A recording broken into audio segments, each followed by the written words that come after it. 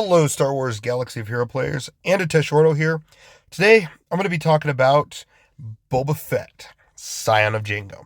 Now, I'm not going to talk about his kit fully just because his kit's been out for a while, and I finally wanted to get my video and take on Boba Fett and a few other interesting aspects and what I plan on using, where I plan on using him in Grand Arena. So, yeah, we'll go ahead and start with that. But first off, Boba Fett is such a great character. However, I'm going to use him in a different way. Like outside of this is outside of Territory Wars because he's pretty much a galactic legend in a way for Territory Wars. At least reading on his kit, we'll have to see when initial tests when people start to unlock him.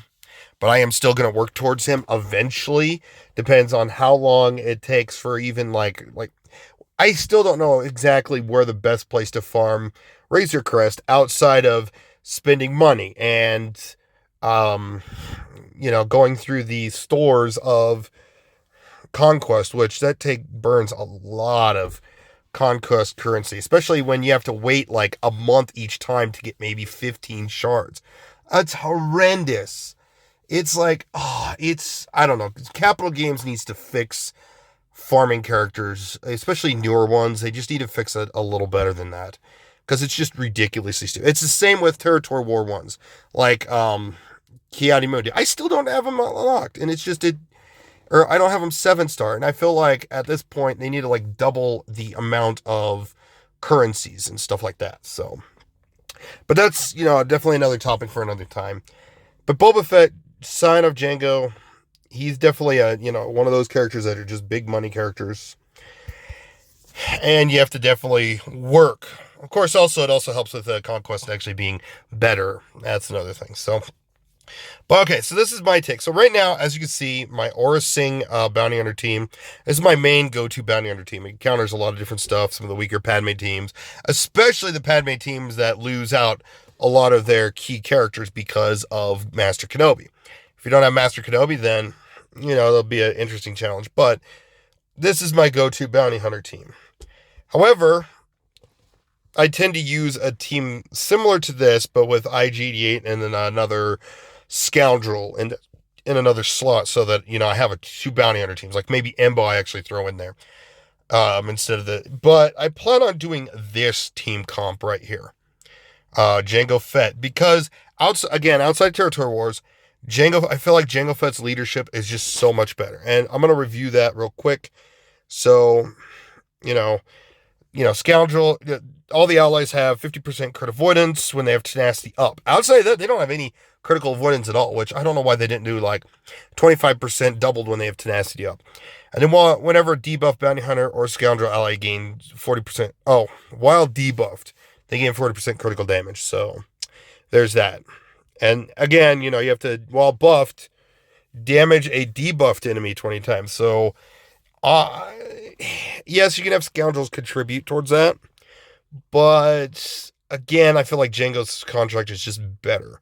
Yes, Scoundrel and Bounty Hunter allies gain 25% offense, health steal, and ignore taunt. But in Jango Fett's leadership, once they have the contract, they're pretty much doing the same because Bounty Hunters resolved.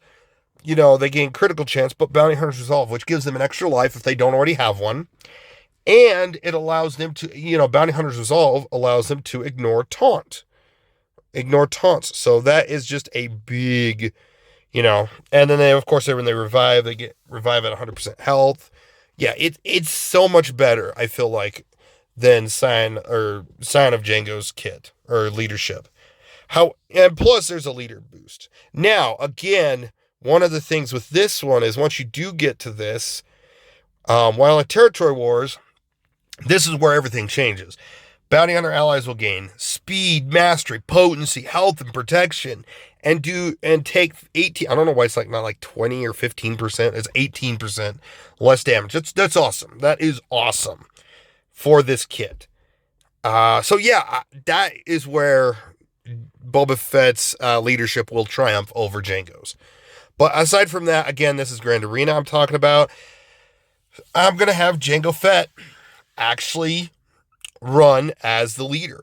I feel like it's just better. Jango will open up because he's technically going to be one of the fastest. Open up, do his flame abilities unless I need to nuke someone with the shrapnel blast. Anyways, so yeah, I'll just, flame burst everyone. You got Fennic Sean, her AoE, her basic does 5 damage. Boba Fett, Scion of Jango will also go, and he has deal damage twice. He has this one, he does some extra damage. Yeah, there's a lot of damage. This contract's just going to go. Jango Fett's contract is going to go off way faster once these two get in. Now, until I get Boba Fett, Scion of Jango, this is the team I'm looking at using, is with IG-88. So, that is that. But that's where I plan on using Scion of Jango when I get him unlocked, which probably won't be until like May, June, July of 2022, which is a ridiculous long, far time away. It's sad, but what can you do?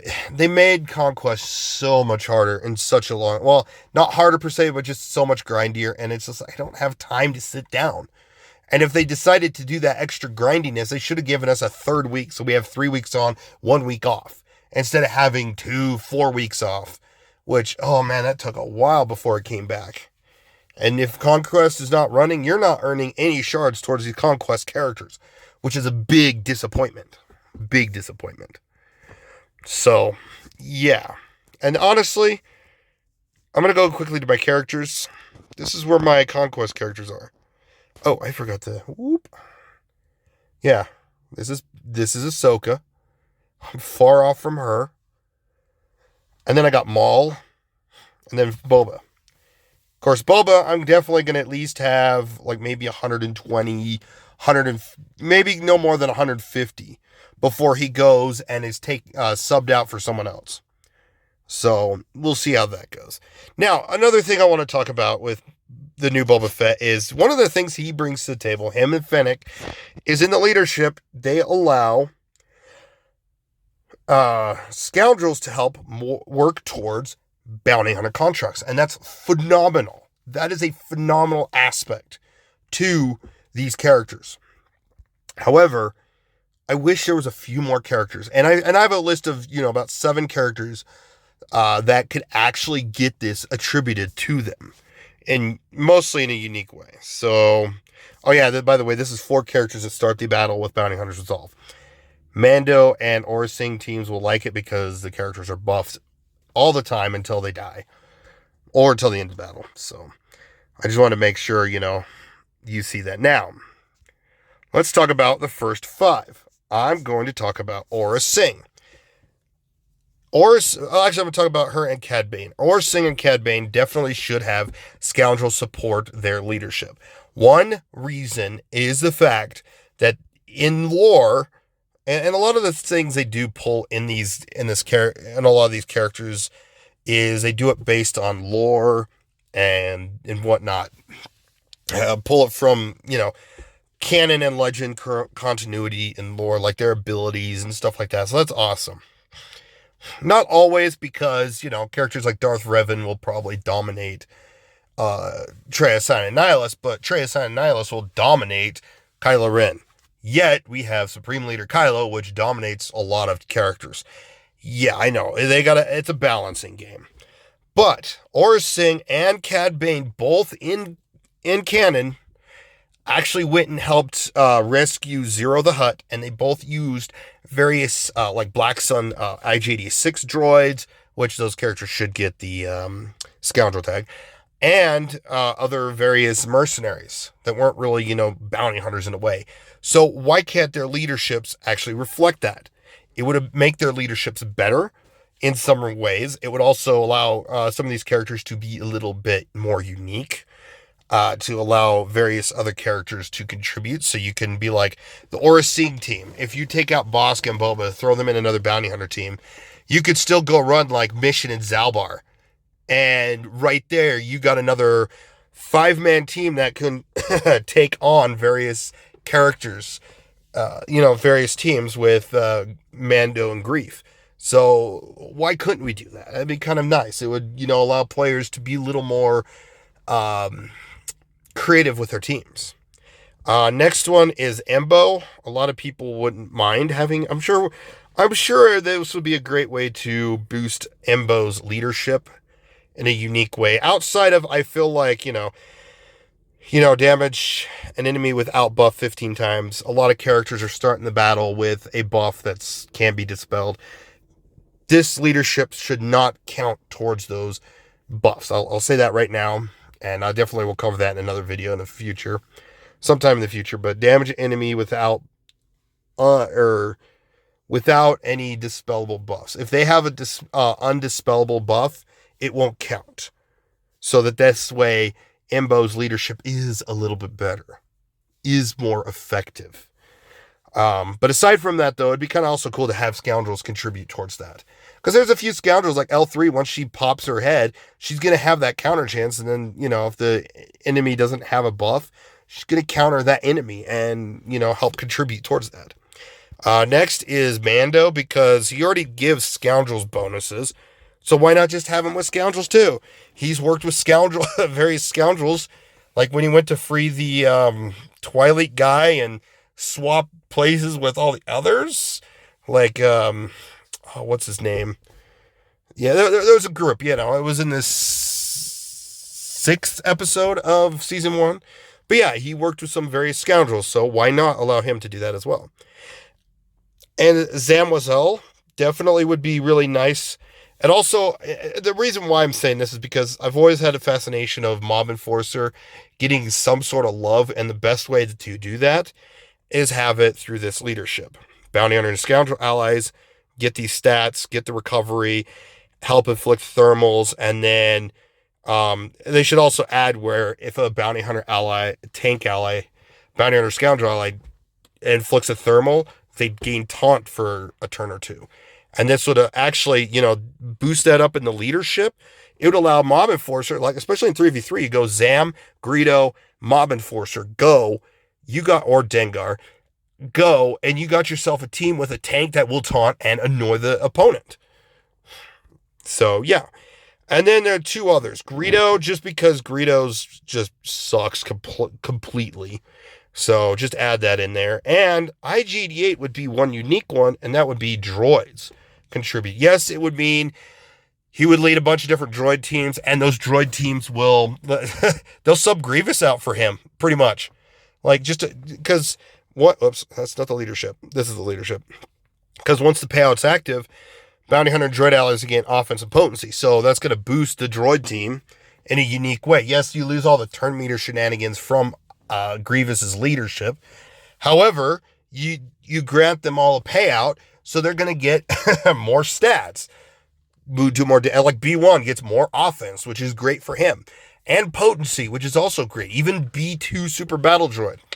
So yeah, there could be some advantages there. Outside of that, he could actually lead some other droids. Like, you could technically make a IG droid team.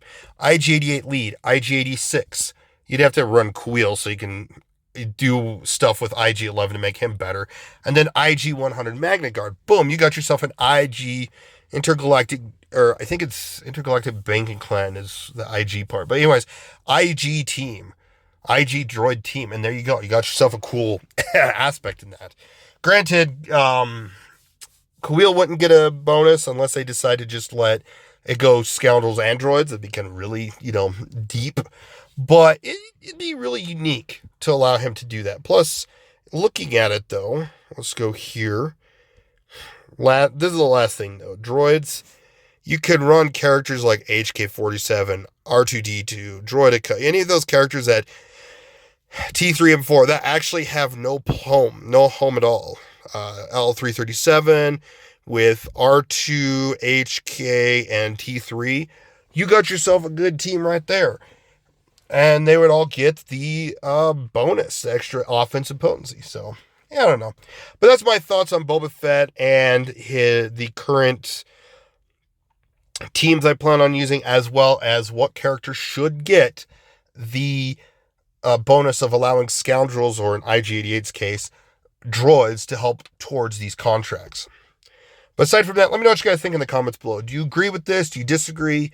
Let me know. Thank you for watching. I really appreciate all those who watch the videos I make, and you guys have a phenomenal day.